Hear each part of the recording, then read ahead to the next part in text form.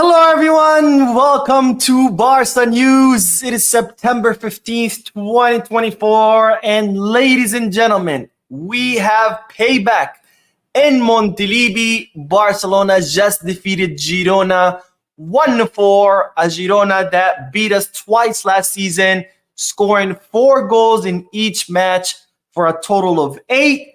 And today, Xavi's revenge came at the hands of Hansi Flick, with a Barcelona team that's coming at full speed and that aspires to win everything.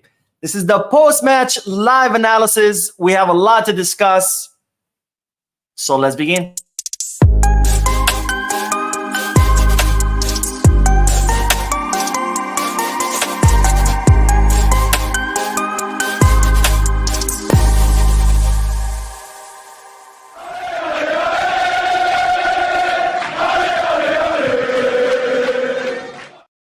Hello everyone, welcome to the channel. My name is Mo and this is the Barca News post-match live analysis where we analyze Barcelona matches as soon as they end and where I get to interact with you lovely people in the chat section by reading your comments out loud, answering any questions and getting that discussion going. This is not to be confused with the Barcelona podcasts where I bring you Barcelona news and I also get to interact with you lovely people. Now the podcasts are on Monday, Wednesdays, and Fridays, and of course, post-match live analysis after each Barcelona match. Now, having said all that, don't forget to hit the like button, subscribe to the channel, drop a comment. If you are looking for any Barcelona jerseys or merchandise, make sure you head to Goal Kids, Kickback, or Fanatics. And if you are looking to place any sports bets, make sure you head to Bet Us. All links are down below in the description. Now, let's begin with the match analysis because, ladies and gentlemen, we have Payback. We have Payback against Girona, who humiliated us twice last season, defeating us twice last season, scoring 4 goals in each match for a total of 8 goals. And today, Xavi's revenge came at the hand of Hansi Flick as Barcelona have defeated Girona in their home stadium in Montilivi 1-4 with 2 goals by Lamine Yamal, a goal by Dani Olmo, a golazo by Dani Olmo, and another golazo by Pedri, which was textbook Barcelona goal. Now, this match, ladies and gentlemen, shows us one thing, that the win against Real Valladolid, that 7-0 win, was not a fluke. This is a Barcelona that's coming at full speed, a Barcelona team that for the first time in many, many years is playing as a cohesive unit, a Barcelona team that's developing a clear identity of how to do things, a Barcelona that's been able to develop in such a short time mechanisms that work for it, where the team attack as a unit, very high line up. They press very high.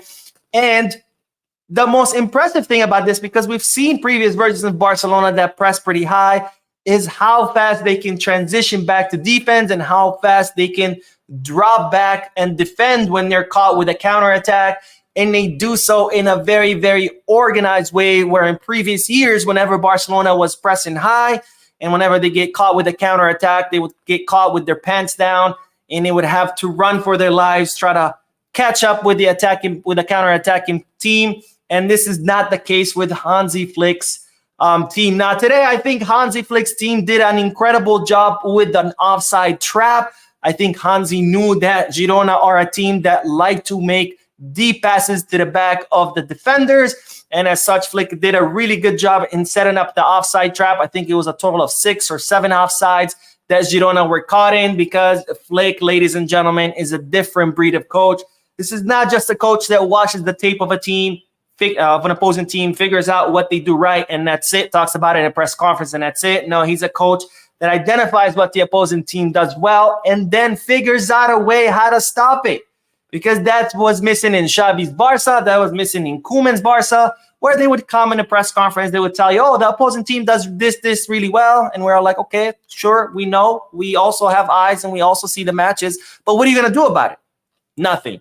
That's not the case with Flick. Flick identifies what the other teams do well, and he figures out a way to stop it. And today was another proof of that by setting up a really good offside trap, and also by organizing the team where when they were caught in counterattacks or with deep passes to the backs of the defenders, they were able to track back, defend as a full unit, and neutralize the Girona attack or the Girona threat, because let's not forget, Girona, they're a Champions League team. This is not the Girona of several years ago, mid to bottom table team. No, this is a serious team with a serious coach with lots of available tools to them.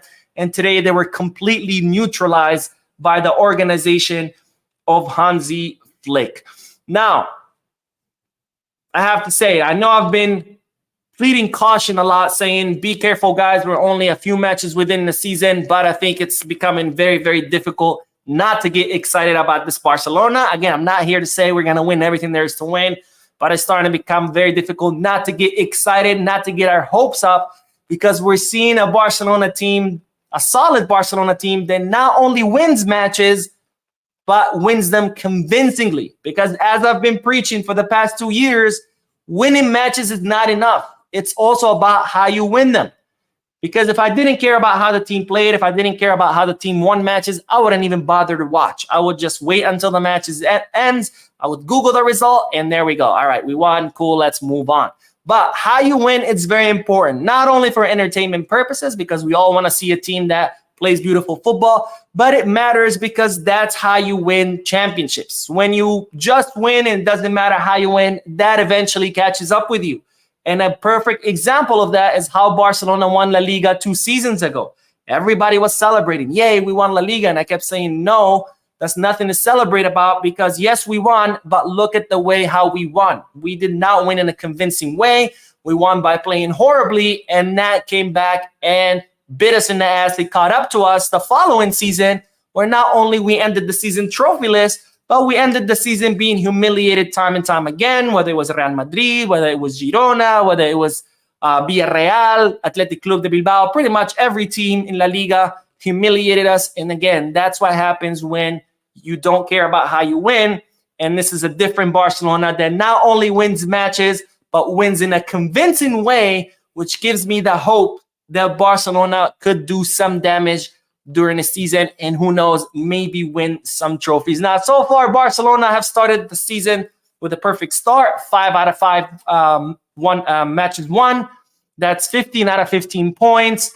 A total of 17 goals. Is that right? 6 and 7. That's 13. Today, 4. 17 goals scored, and only how much goals have we conceded? 4 goals total, 5 goals total conceded. An absolute amazing record to kick off the season, and a great way to kick off the Champions League. Because remember, on Thursday, we have the first match of the Champions League against Monaco. Let's hope that the team continues on this path. Now, let's do the chat section, then we will talk about the players specifically and the lineup, but let's do comments because I see the chat section is currently on fire. Brian says, Ferran red means 40 minutes. Win in my book. I don't think it's a win. Whenever you get a player red carded, that's never a win, because that's one less player that's available to you. And let's not forget, we have an incredibly hectic calendar coming up where Barcelona are going to be playing matches every 3 to 4 days for the next month. So we need all of our available players. So it's never a win when a player gets red carded. But I am excited to see Ansu Fati get some minutes. Nelvis says, hi Mo, I am super happy. God really knows how to bless Barca, from Ronaldinho to Messi and now Yamal. Wow, at least we have someone that will rescue us for the next 15 years from Cameroon. That's the thing. When a team plays well, you don't need a player to rescue us. Because that's what happened in the last few seasons, whether it was under Valverde, under Setien, or under Koeman. We've always played so horribly that we constantly needed Messi to rescue us, to do some individual play and score a goal. But if you play well, you don't need a player to rescue us. As you see, it's not just Lewandowski scoring goals like last season. All the players are scoring goals. Lewandowski, Rafinha, Olmo, Pedri, everybody scoring goals. And that's the point. When you play as a unit, when you play as a team, you don't have to depend on the individual brilliance of one player. All your players contribute and all your players can score goals, and that's always the ultimate goal. You want to set up a team where all the players contribute, not just have to depend on one guy, because if that guy gets injured, if that guy is tired and needs to be rotated, or if that guy ends up leaving, like when Messi left, then you're screwed. But in this case, we have a team where all the players are contributing, because Flick has been able to build a system where all players can flourish. So if someone gets injured, guess what? It's okay. Someone else will take their place, and the team will keep doing well. Frank says, Mo, Vizca Barca, great to see the team come back strong after the dreaded international break. All 4 goals were fire. Hope Olmo is okay. We haven't heard about Olmo yet. I'll talk about it in a little bit. I'm sure once we have an update, I'll definitely let you guys know. We'll know more, I'm sure, tomorrow. I'm sure today there's going to be reports about what people think happened to Dani Olmo. But of course, medical exams are always conducted the next day. I'm sure tomorrow we'll know for sure what happened to Olmo. Hopefully it's nothing serious because Olmo so far has been on fire, and I'll talk about it in a little bit. Nathan says, Mo, I have a strong feeling Lamine can be a Ballon d'Or contender this season. I mean, he is one of the nominated players. He is the youngest player to be nominated to the Ballon d'Or. He's also nominated to the Copa Trophy and to the Golden Boy. I don't know if he's going to win this season because, Barcelona ended the season trophyless last season. I'm sure it's going to be someone from Madrid. I don't know, Vinicius or Bellingham or whoever, or maybe even Rodri from City. I don't know. I don't think he's going to win this season, but if he continues on this level and as he continues to improve with age, because remember, he's only 17 years old, he's not even near his prime. He's not even near the best version of Lamine.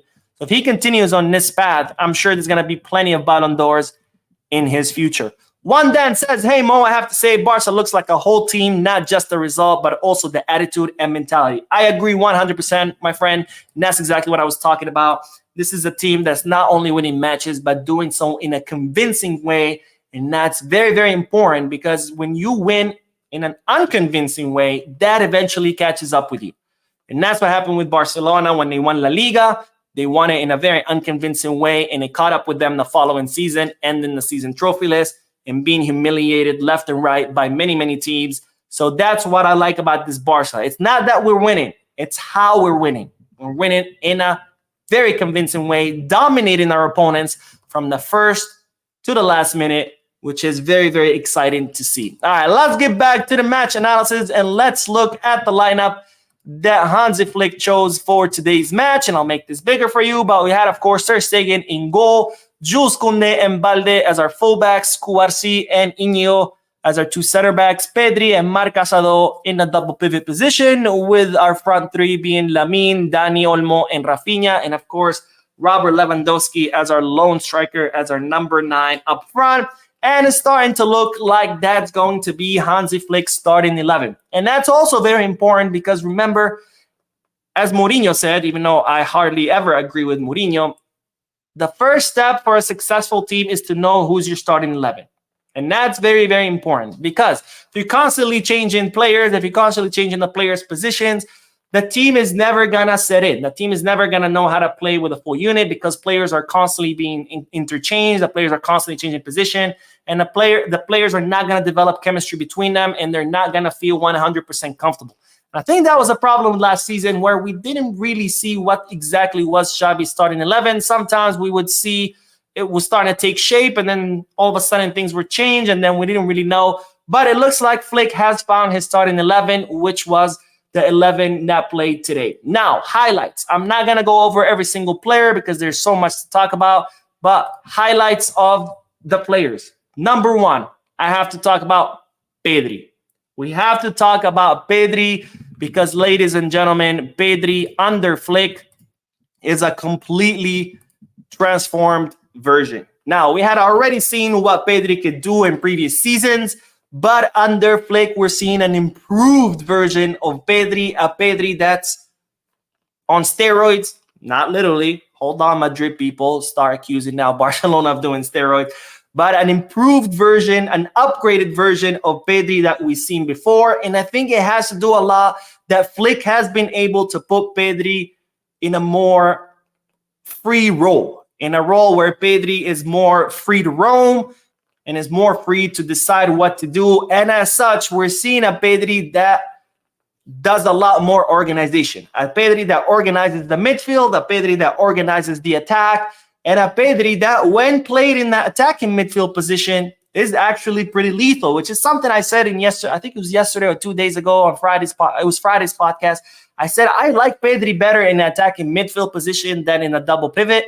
Don't get me wrong, he still does a great job in a double pivot, But whenever he's in the attacking midfield position, he becomes more lethal. And we saw it today, not even 30 seconds from when Eddie Garcia came in. We saw Pedri switch to the attacking midfield position, and within 30 seconds, scored that beautiful goal, that combination with Marc Casadó. So we're definitely seeing an improved version of Pedri, not just physically, where he looks pretty very well conditioned, but also in the way he plays, in the way he organizes the midfield, and in the way he organizes the attack. And again, when he's in the attacking midfield position, in the way he sneaks through those passes and also can even score goals. And we saw it in the hug that he gave Flick. When he scored his goals, he ran up to Flick and hugged him, which only tells you one thing. The player is thankful to Flick because he probably also notices that he has improved a lot, and it's all thanks to the German coach. Now, speaking of Casadó, we do have to talk about Casadó because,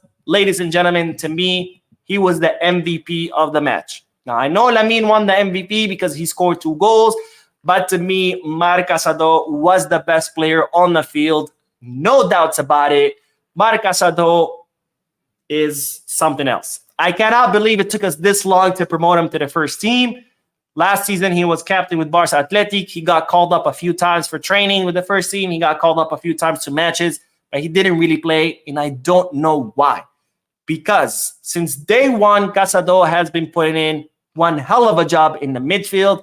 The way he controls the midfield, the way he sets the tempo for the midfield is absolutely remarkable, is insane. The way he can defend, intercept passes, the way he reads the plays, the way he anticipates the plays, and the way he makes those killer passes. And we saw it in the Pedri goal, where as soon as Eric Garcia came in as a defensive midfielder, that freed up Casadó, and immediately he was able to make that amazing pass to Pedri, that amazing assist, a ball through 4 defenders to leave Pedri hand-to-hand with the goalkeeper, who did a marvelous job of dribbling him and scoring the goal. And to me, Casadó is for sure has to be a definitive starter with the team in that position, in that double pivot position. My only concern is it looks like he is still getting used to the intensity of first division. And I'm saying that because towards the end, right before the referee whistle, he cramped up.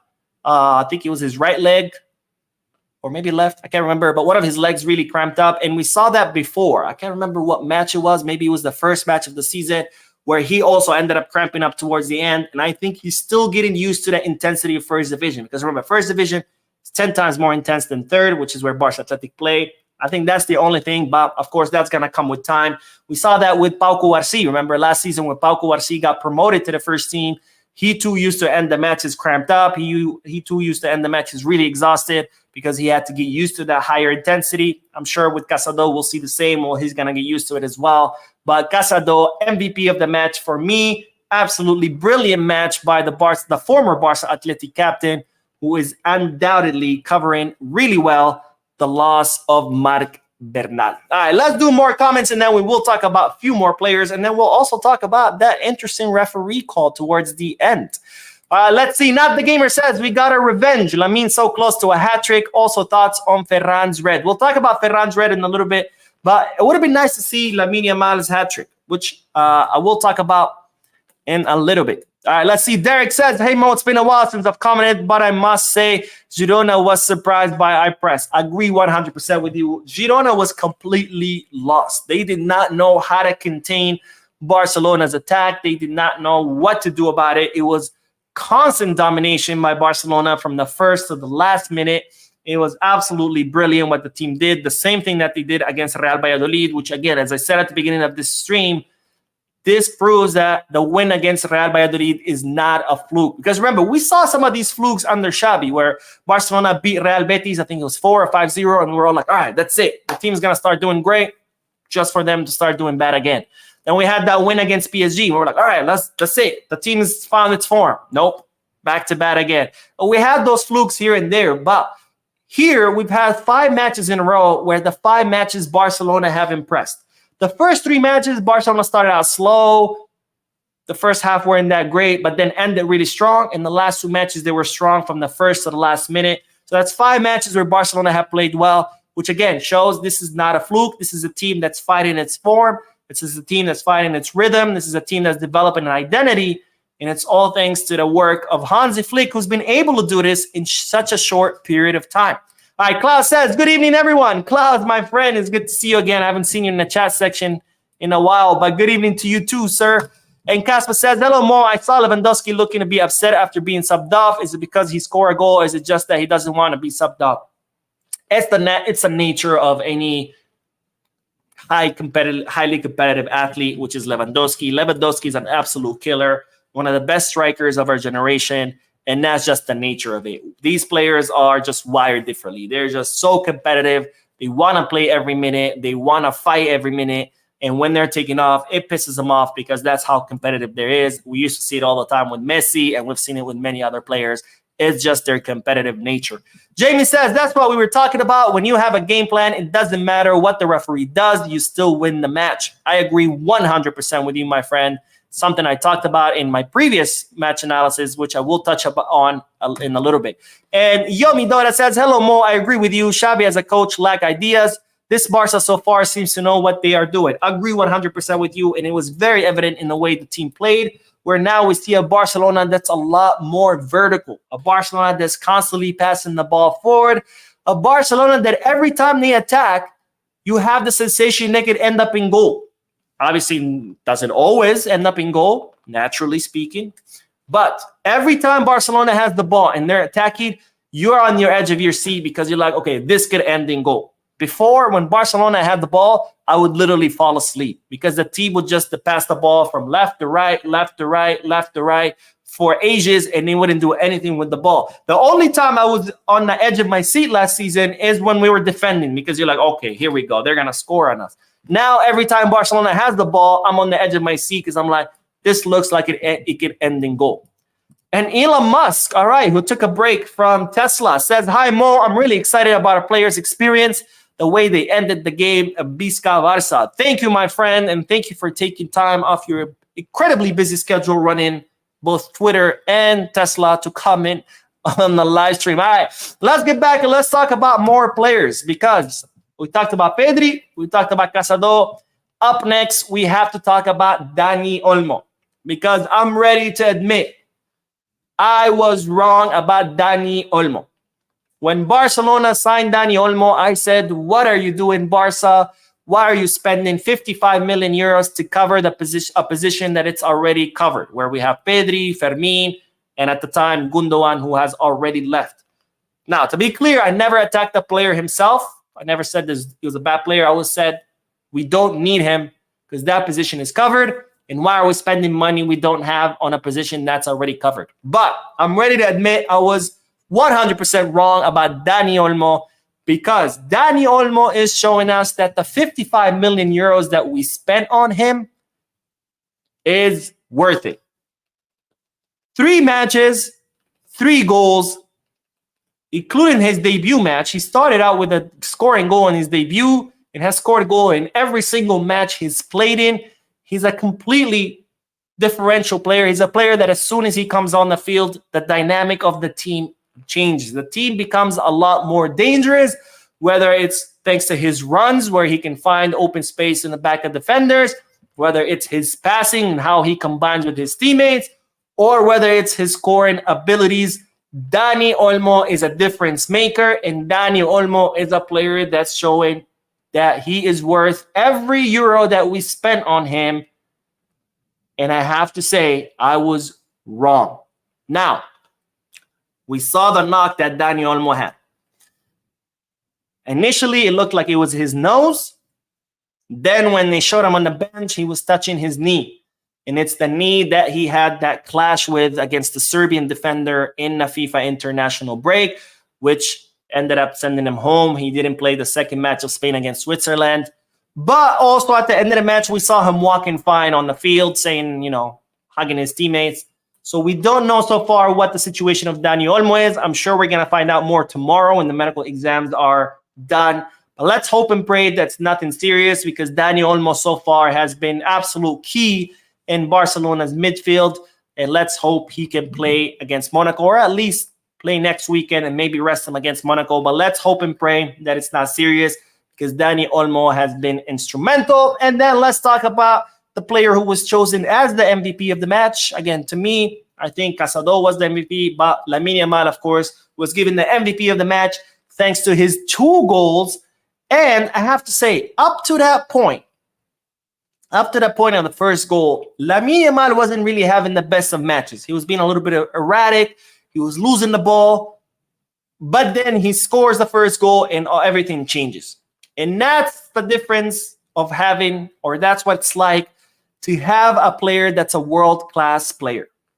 Because even on the days that they're not doing the best, even on the days when things are not necessarily working out for them, a world-class player, which is Lamine Yamal, in one play can completely change everything. And that's exactly what happened. He wasn't really having the best of matches, steals the ball from the Girona defender, scores the first goal, scores a brilliant second goal, and Lamine Yamal continues to show us that he is a generational talent, a player that will forever go into the history books. And let's not forget, he's only 17 years old. He's nowhere near his best form. He's nowhere near his prime. We're only going to see Lamine improve with age, and the fact that he's doing what he's doing right now at 17, I can't even imagine what we're going to be able to see at 24 or 25. I think Lamine Yamal has already eclipsed Mbappe. Now, everybody was worried during the summer, but Mo, what are we going to do? Madrid have Bellingham and Vinny, and they just signed Mbappe, and they have Rodrigo. What are we going to do? And I kept saying, I don't care. Madrid has done this all throughout their history. They've always signed the best players. They've always signed the most expensive players. And Barcelona have always found a way to beat them, because when Barcelona plays the Barcelona way, it doesn't matter who they play against. And the beginning of the season is showing us just that. Because at 17 years old, I think Lamine Yamal is already eclipsing Mbappe, who so far has not really impressed in La Liga. But, of course, the season is early. We still have plenty of matches to go.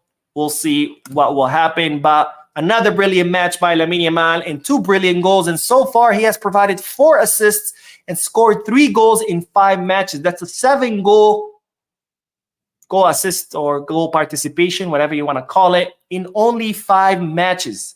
What other player can give you this? And what other player can do this at 17 years old? Absolute insane what we're seeing, and we have to be very, very thankful and very proud of our academy, La Masia, because if Lamine Yamal had come out through the academy of, I don't know, a Premier League team or a Bundesliga team, and Barcelona would have to sign him, they would probably be charging us 120, 150 million euros. But instead, he came up through our academy, and we have one of the best players in the world at 0 cost. So we have to be very, very proud of this fact, and very, very proud that we have one of the best, if not the best, academies in the entire footballing world.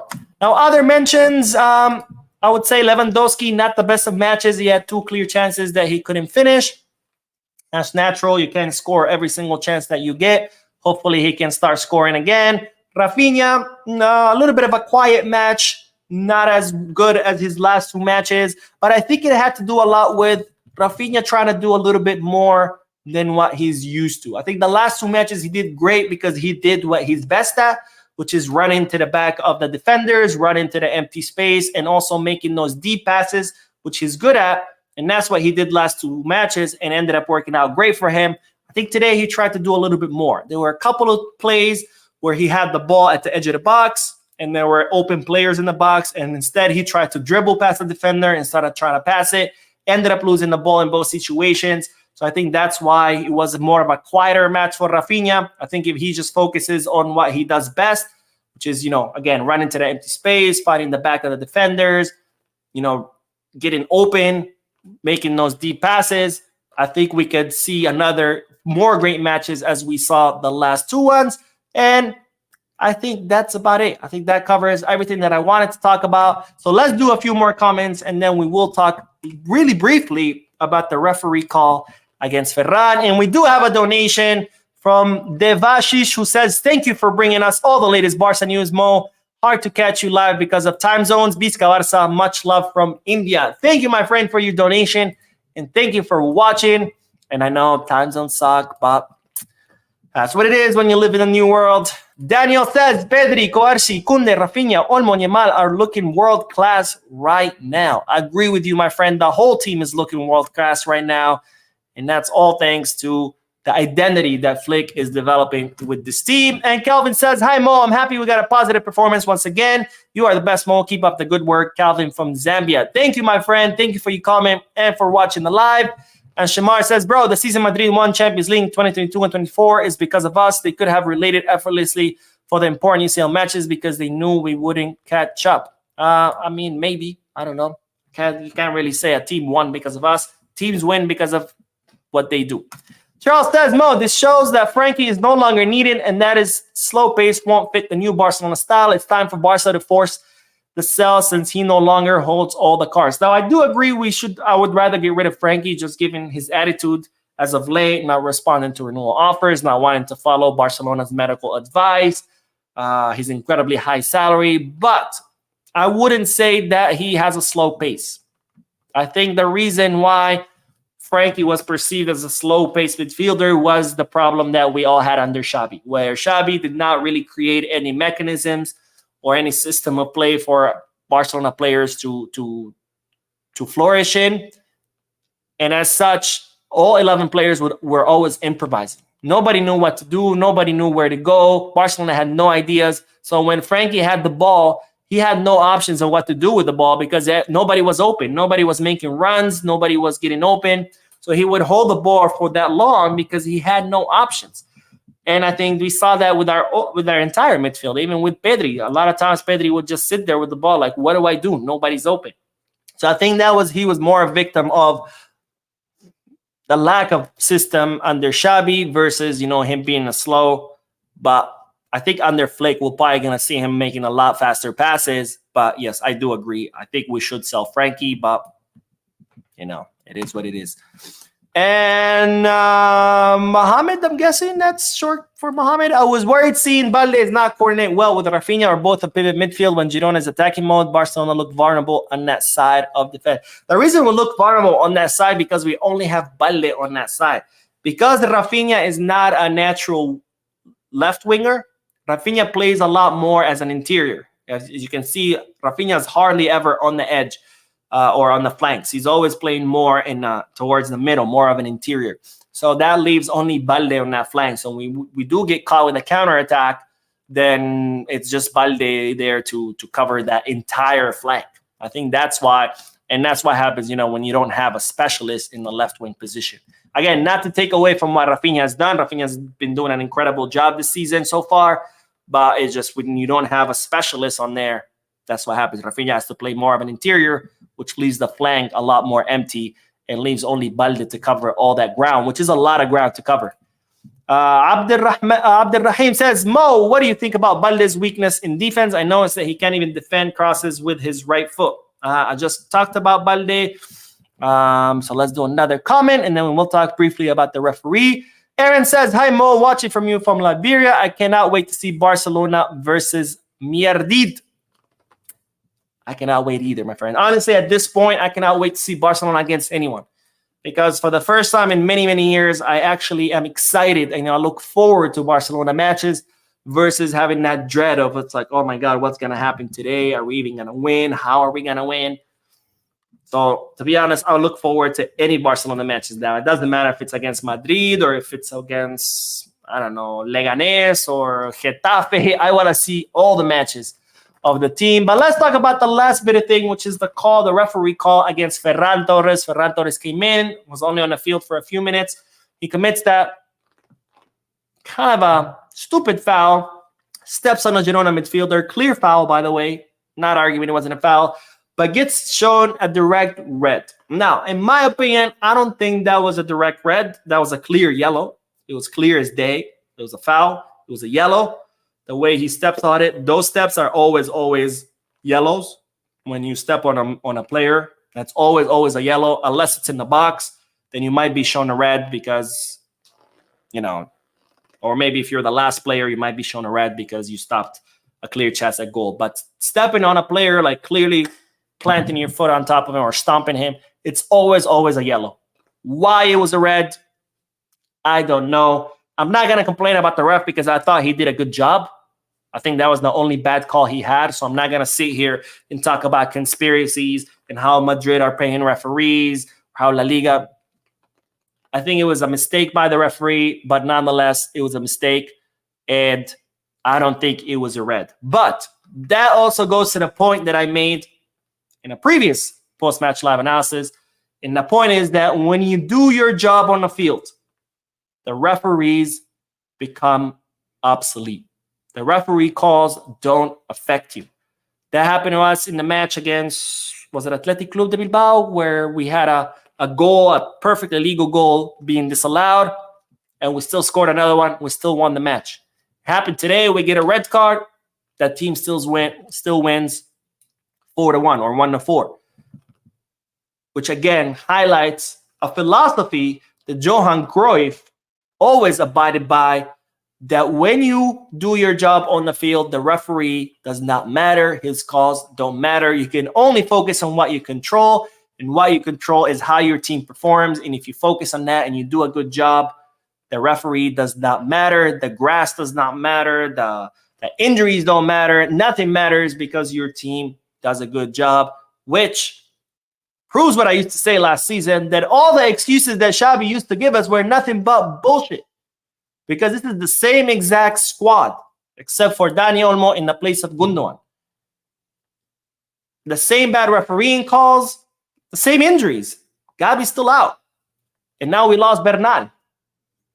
But when you focus on what you control, which is how your team performs, not the injuries, you can't control that. Not the referees, you cannot control that. Now how tall the grass of the opposing team stadium is, because you can't control that. When you focus on what you can control, which is how your team performs, nothing else matters. All right, let's do a few more comments, and then we'll finish the podcast or the post-match live analysis, and then I'll do the videos later tonight. Jacob says, hi, Mo, what do you think about the penalty? For me, it was a penalty.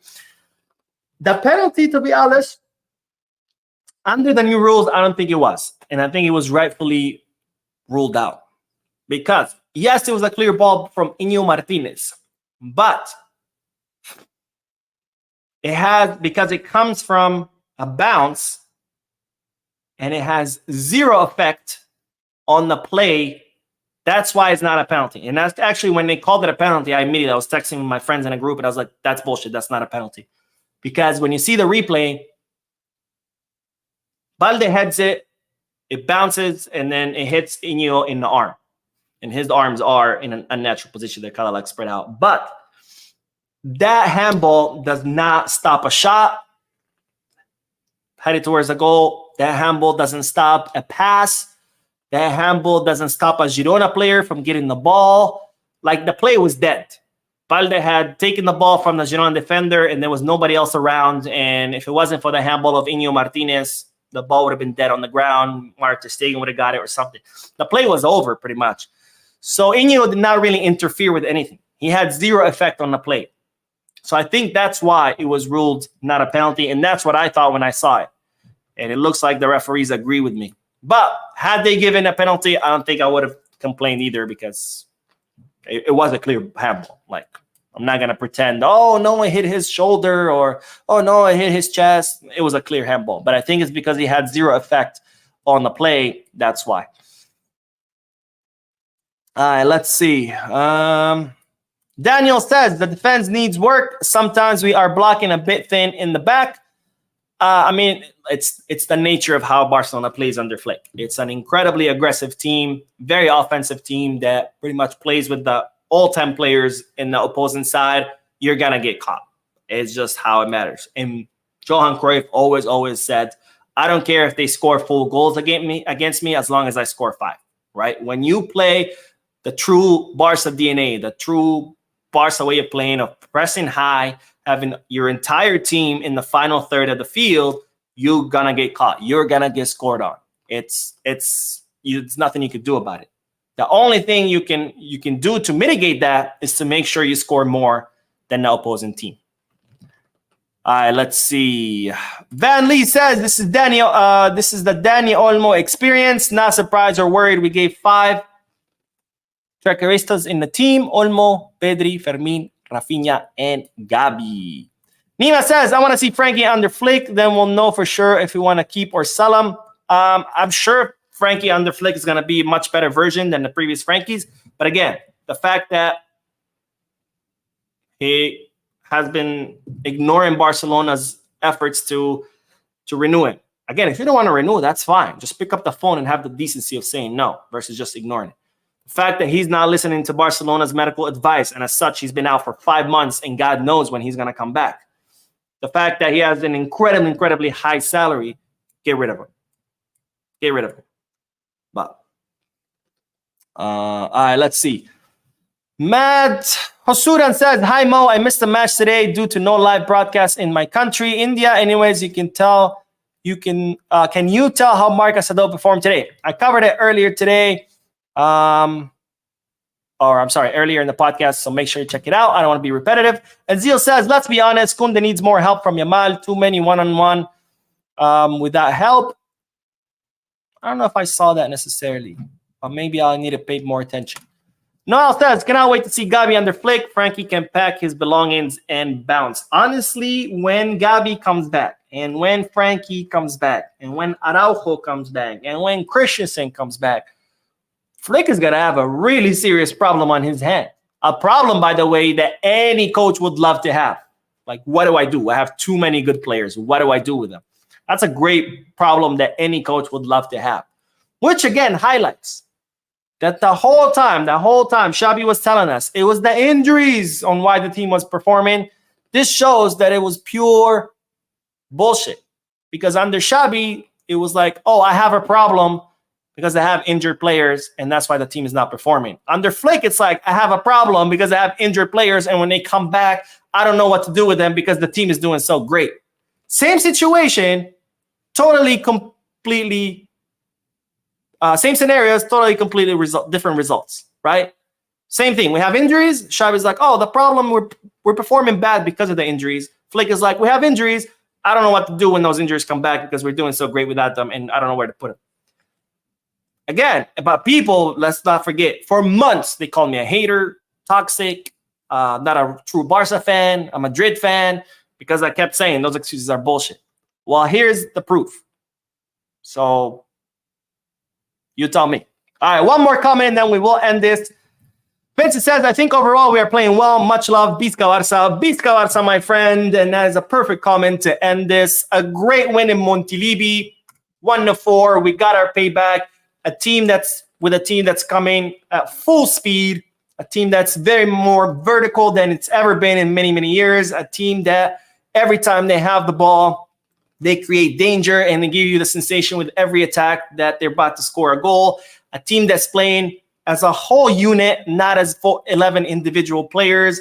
And a team that not only presses high, but knows how to come back in an organized way to defend whenever they're caught in a counterattack. And a team that not only is winning matches, but is winning in a convincing way. Great day for all Barcelona fans. Visca Barca. Let's hope we continue on this path. And I'll say it once again. Visca Barca.